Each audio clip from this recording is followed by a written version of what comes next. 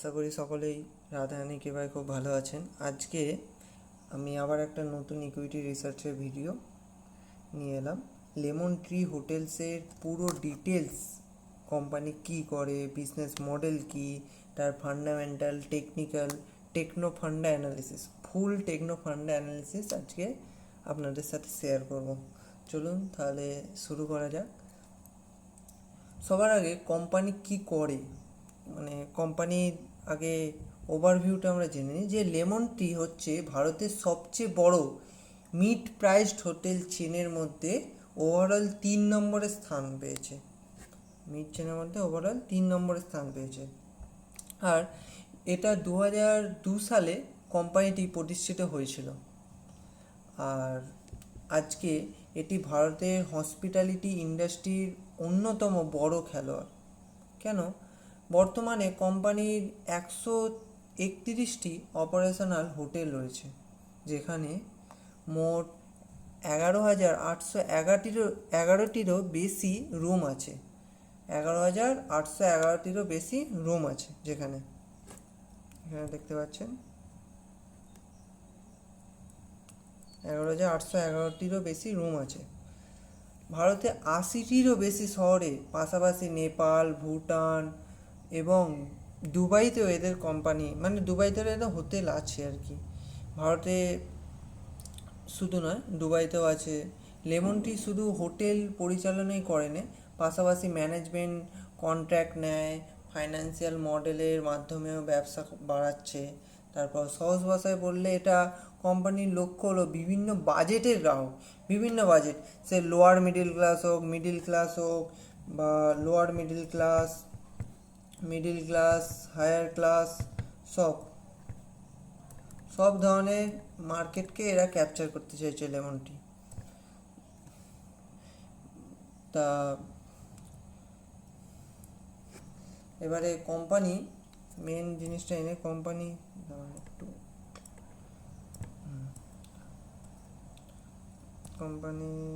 Main জিনিসটা আনতাম। হ্যাঁ, এর বিজনেস মডেলটা আমরা জেনে নিই এবার। যে লেমন ট্রি হোটেল, অনেকেই ভাবেন যে হোটেল মানে শুধু রুম ভাড়া দিয়েই তাদের আয় হয়, আর কোনো কিছুতে আয় হয় না। এই ধারণাটা ভুল বলবো না, বাট কিছুটা ভুল।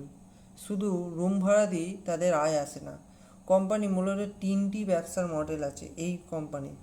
প্রথমে নিজেদের মালিকানাধীন হোটেল, যেখানে রুম ভাড়া বা খাবার এইসব প্রোভাইড করে, রুম বা ক্যান্টিন এইসব প্রোভাইড করে ও অন্যান্য পরিষেবা থেকে সরাসরি আয় করে। দ্বিতীয়ত হচ্ছে ম্যানেজমেন্ট কন্ট্রাক্ট। এখানে হোটেলের অন্য কারো, কিন্তু সেটি পরিচালনা করে লেমন ট্রি। হোটেল অন্য কারো, কিন্তু ম্যানেজমেন্ট হচ্ছে লেমন ট্রি। এরকমই ম্যানেজমেন্টের বিনিময়ে কিছু অর্থ নেয়। ফাইন্যান্সিয়াল মডেল, এখানে অন্য হোটেলে লেমন ট্রি এবং এর ব্র্যান্ড ব্যবহার করে এবং তাদের জন্য কোম্পানিকেও রয়্যালিটি বা বিজনেস ফিস দেয়। ধরুন এই যে লেমন টি, এর একটা গুডউইল আছে বাজারে।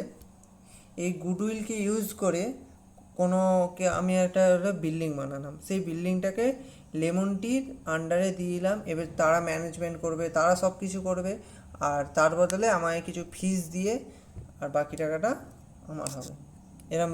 এরমভাবে চালায়। তাই জন্য বিজনেস মডেলটা খুব বেশি ইনভেস্টমেন্ট না করেও বিজনেস মডেলটা প্রচুর পরিমাণে গ্রোথ হচ্ছে।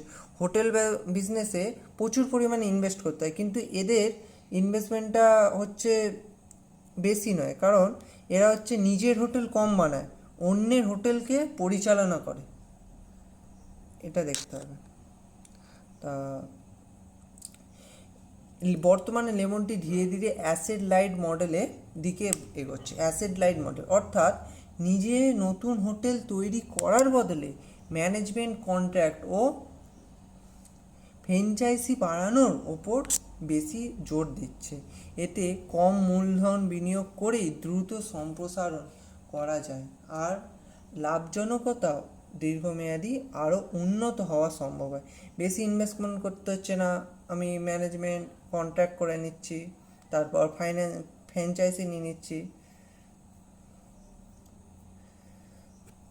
তাই জন্য হোটেলটা আমার চয়েস করি, কারণ হোটেল বিজনেসে এইটাকে মানে কম ইনভেস্টমেন্টে বেশি ভ্যালু বের করছে। তা এবার ফান্ডামেন্টালটা জেনে নিই। মার্কেট ক্যাপ 9,000 কোটি টাকা মার্কেট ক্যাপ, এর কারেন্ট প্রাইস 121। দেখেন পি রেশিও একটু বেশি আছে ইন্ডাস্ট্রি পির তুলনায়, ঠিক আছে, পি রেশিও বেশিও কোনো ব্যাপার না, খুব বেশি তো নয়, ডবল তো নয়, ঠিক আছে। আরওই দেখুন 19%। হ্যাঁ এটা বলে দিই, আরওই আরওসি যখন কোম্পানি ভালো করবে না, সেলস গ্রোথ আর প্রফিট গ্রোথ ভালো থাকবে, অটোমেটিক সব কিছু ভালো হয়ে যাবে। তার সাথে একটু ডেটটা লক্ষ্য রাখতে হবে, যে লোনটা বড়োইংসটা কত নিচ্ছে। বড়োইংস দেখুন মার্কেটের 5 গুণ, মানে মার্কেট ক্যাপ যা তার 5 ভাগ তারা লোন নিয়েছে, ভালো, খুব খারাপ নয়। কারেন্ট রেশিও মোটামুটি আছে, আইডিয়াল কারেন্ট রেশিও 1.5 হয়। প্রফিট গ্রোথ ঠিক আছে, চলেন তাহলে এবার আমরা নিচের দিকে দেখেন পি রেশিও যে বলছিলাম, যদি আমরা 5 ইয়ারে পি রেশিও দেখি,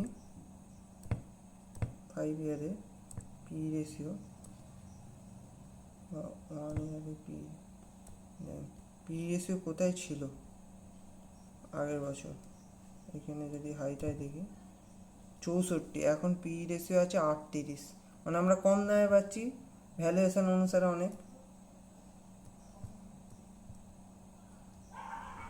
প্রোজ আর কনস দিয়েছে। কোম্পানিটা কনজিউমার সার্ভিসের মধ্যে পড়ছে, সেক্টরের মধ্যে। দেখেন এদের পেয়ার এইগুলো, মানে company competitor, Indians hotel, ITC hotel, EIH. দেখেন তো এবার চলুন কোম্পানির কোয়ার্টারলি দেখিনি, কোয়ার্টারলি কী করছে কোম্পানি। দেখেন কোম্পানি 2023 সালে থেকে প্রথম এবছরের কোয়ার্টারে মার্চ মাসেরটা দিয়েছে, আগের বছর থেকে পেয়েছে, কন্টিনিউয়াসলি কিন্তু গ্রোথই আছে। দেখেন ঠিক খুব একটা কম হয়নি। প্যাড মার্জিন, দেখেন প্যাড মার্জিন বেড়েছে। OPM percentage, operating profit margin ধীরে ধীরে বেড়েছে। নেট প্রফিট দেখেন ইয়ারলিটা ভালো বুঝতে পারবো।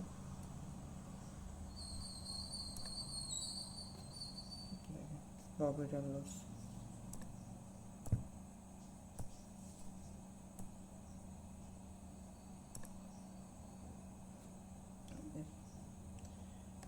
আগে 2015 সাল থেকে ডাটা, 2016 সালে দেখুন 26% সেলস গ্রোথ ছিল, তারপর 11% হয়, 11 থেকে 17, 17, 13 একটু কমেছে।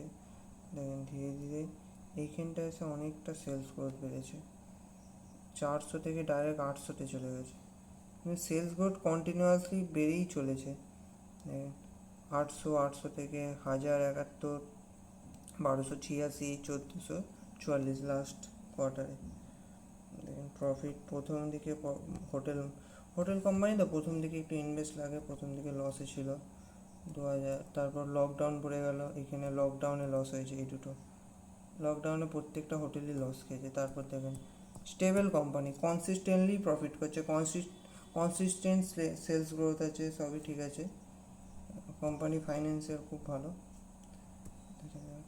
আর দেখেন ব্যালেন্স শিটে ক্যাশ ফ্লো দেখুন,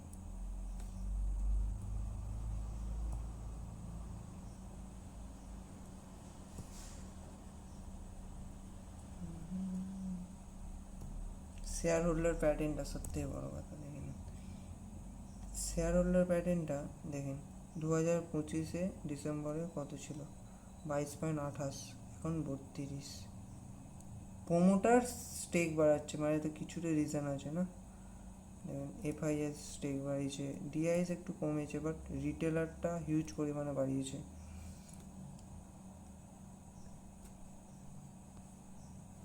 তো এবার টেকনিক্যাল আমরা দেখে নিই, ফান্ডামেন্টাল তো ভালো করে দেখে না। ফান্ডামেন্টাল কোম্পানিকে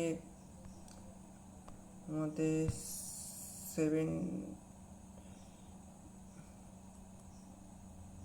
84 আউট অফ 100 দেওয়া যেতে পারে। ওটা এমনি আন্দাজে দিলাম আর কি, এক্সপিরিয়েন্স অনুসারে।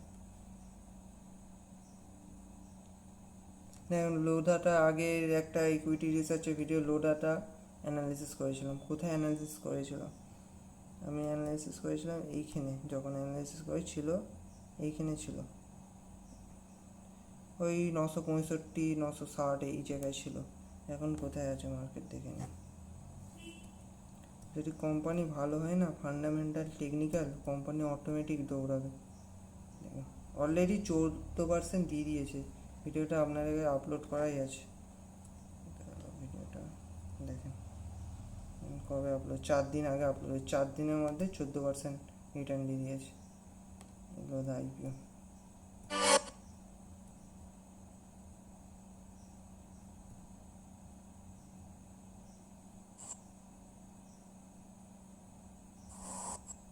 ফার্স্ট এফপিজি দেখে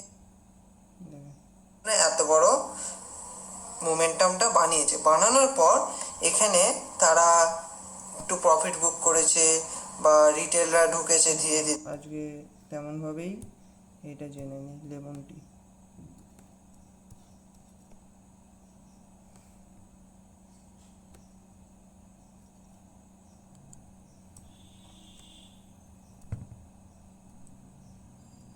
উইকলি চার্ট থেকে জেনে নিই। দেখুন মার্কেট কেমন স্ট্রাকচার হচ্ছে।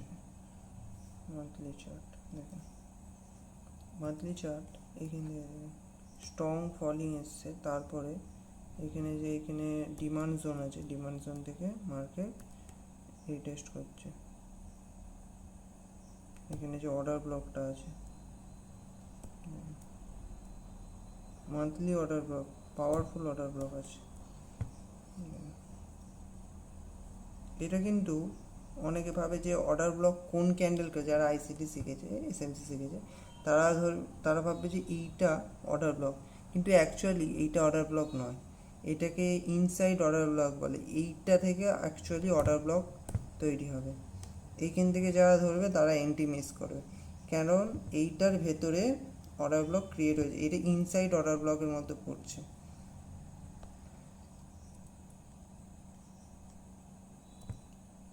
এবারে আমরা পুরোপুরি ফ্র্যাক্টাল নেচারে, যারা আইসিটি এসএমসি শিখেছেন তারা জানবে, ফ্র্যাক্টাল নেচারে monthly, weekly, daily, 4 hour, 1 hour, 30 minute, এরমভাবে আমরা ফ্র্যাক্টাল নেচারে যখন অ্যানালিসিস করবো, তাহলে বায়ার্সের যে ভিউটা থাকবে সেটা ভালো থাকবে, মানে স্ট্রং হবে আরও। দেখেন এখান থেকে মার্কেট স্ট্রাকচার চেঞ্জ করা আছে, মার্কেট এই আবার বস বানাবে।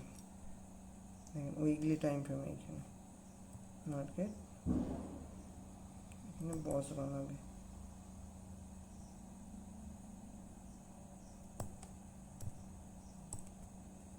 দেখেন মার্কেট এই স্ট্রাকচারটা বানাচ্ছে।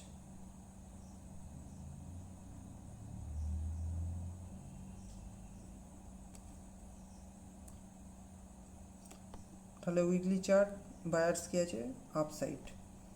চলুন এবার দেখে নিই ডেইলি চার্টে। দেখেন ডেইলি চার্টে যদি আমরা ফিব লাগিয়ে, ফিব একটা কোনো ইন্ডিকেটার নয়, ফিব একটা টুল, সবসময় জানে ফিব কোনো ইন্ডিকেটার না। সরি ফিবটা ভুল লাগাচ্ছি, এইখান থেকে লাগাই। আমি অ্যাকচুয়ালি এতে অ্যানালিসিস করি না, আমি ধানে অ্যানালিসিস করে রাখি। এইখানে অ্যানালাইসিস করতে হয় কারণ আমি আমার পোর্টফোলিওকে শো করতে পারবো না, ওইখানে আমি যে অর্ডার মারি সেই অর্ডার হিস্ট্রি দেখা যায়, যার জন্য আমি সেইটা দেখাতে পারছি না, সেই রুলসের এগেনস্টে যাবে, তা আমি ট্রেডিং ভিউতেই দেখাচ্ছি। ধানেতে আপনারা ট্রেডিং ভিউর প্রিমিয়াম, এই যে প্রিমিয়াম অ্যাড দিচ্ছে এইসব থাকবে না, ধানে আপনারা ফ্রি অফ কস্ট ট্রেডিং ভিউর অ্যাকাউন্ট পেয়ে যাবেন। এখানে দেখাবো না আমি, তা যাই হোক, ধানের যদি অ্যাকাউন্ট খুলতে চান আমার ডেসক্রিপশানে আমি লিঙ্ক দিয়ে দিচ্ছি, অবশ্যই খুলে নেবেন। এবং এবার চলুন দেখে এখানে ফিবোনাচি রিট্রেসমেন্ট থেকে আমরা দেখতে পাচ্ছি মার্কেট স্ট্রং মোমেন্টাম দেওয়ার পর দেখেন এইখানে একবার 0.618 থেকে মার্কেট ওঠার চেষ্টা করেছে, বাট আবার এখান থেকে যে এই অর্ডার ব্লক ছিল, অর্ডার ব্লক থেকে মার্কেট নিচে এসে এই যে 0.78 এটা যে স্ট্রং লেভেল, এইখান থেকে মার্কেট দেখুন কত ভালো মুভ দিয়েছে।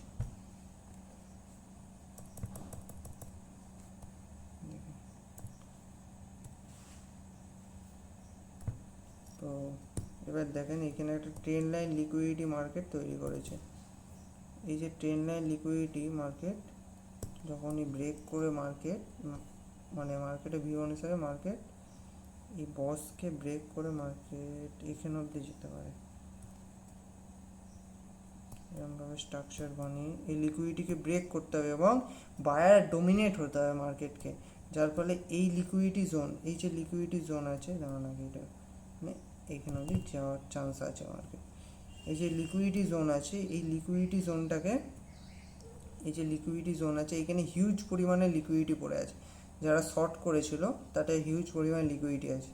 এই লিকুইডিটিকে মার্কেট নেবে ধীরে ধীরে, তারপর মার্কেট আবার একটা স্ট্রাকচার বানাবে। মার্কেট কোনো দিন এরম স্টেট যায় না, মার্কেট সবসময় একটা স্ট্রাকচার বানিয়ে যায়। মার্কেট কোনো দিন একদম এরমভাবে যাবে না, এরম মার্কেট সবসময় নিজের স্ট্রাকচার বানিয়ে আইসিটি এসএমসির ভাষায় যেটাকে বলে আইডিএম, আপনার বস চক, এগুলো বানিয়ে যাবে। আর প্রাইস অ্যাকশনের ভাষায় যেটাকে ট্রেন্ড বলে, সবসময় মার্কেট এরমভাবে যাবে। আপ ট্রেন্ড আবার সেটাকে ব্রেক করে ডাউন ট্রেন্ড এরকম বানাতে থাকবে, সেম জিনিস।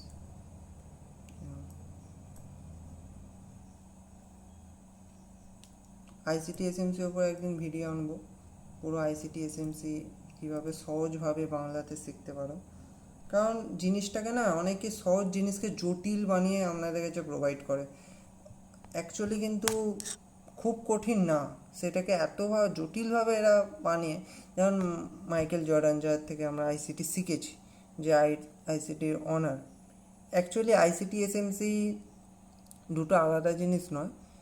আইসিটি হচ্ছে তার চ্যানেলের নাম, মাইকেল জর্ডানের চ্যানেলের নাম হচ্ছে আইসিটি ইনার সার্কেল ট্রেডার, আর তার এটা এখন সবাই জানে আর কি বলবো। এসএমসি হচ্ছে তার কনসেপ্টটাকে বলা হচ্ছে, সে কোনো নিজে থেকে এরকম কনসেপ্ট, সে সাধারণ কনসেপ্টটাকেই ক্রিটিক্যাল নাম দিয়ে সেটাকে জটিল করেছে, আর কিছু না। চলুন পরে এইসব নিয়ে আলোচনা করব। এখন দেখে নিন এইখান থেকে মার্কেট যেই পজিশানে আছে, মার্কেট টেকনিক্যাল অ্যানালিসিসে খুবই গুড। টেকনিক্যাল অ্যানালিসিস অনুসারে মার্কেটকে আমি 95/100 দেব, আর ফান্ডামেন্টাল অনুসারে 84/100, এটা আমার এক্সপিরিয়েন্স অনুসারে দিচ্ছি। দেখা যাক এবার মার্কেট কী করে। এটা বলা যেটা ভুলে গেছিলাম, দেওয়া আছে, ডিসক্লেমার দেওয়া আছে প্রথমে, বাট তবুও বলে দিই যে এটা কোনো আমি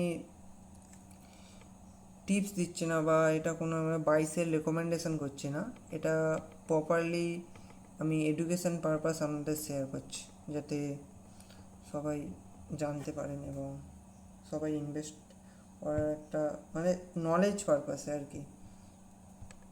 যাই হোক দেখা যাক এবার কী করে। তা লুদাটা এখন 14% গেইন দিয়ে দিয়েছে অলরেডি, আরও যেসব 7টা স্টক দিয়েছিলাম এখানে সেগুলো আপনারা দেখে নেবেন।